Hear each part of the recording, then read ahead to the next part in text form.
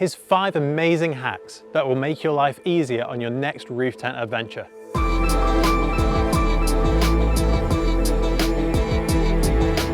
As always, don't forget to give this video a like and subscribe for more content from the Caravan and Motorhome Club YouTube channel.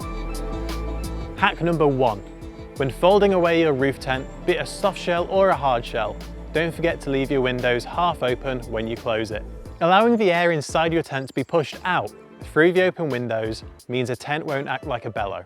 That way, it will be much easier to fold without your bedding or anything else you've left in there spilling out.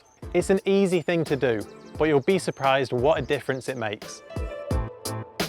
Number 2, a little bit of prep can go a long way to making your life easier when you arrive at camp. So I make sure I throw all my bedding into the tent before leaving home.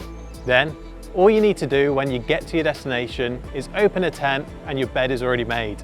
The same goes for prepping meals before you leave on your trip.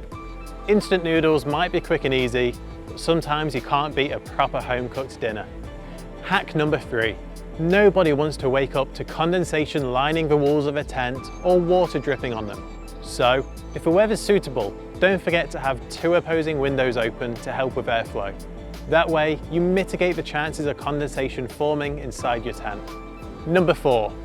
Don't forget your upgrades. And by that, I mean things like an LED light strip for the inside of your tent. Not only does this help in a practical sense, but it'll also make things feel a little more cozy. Or, you could think of going for a thicker mattress if you can fit one in.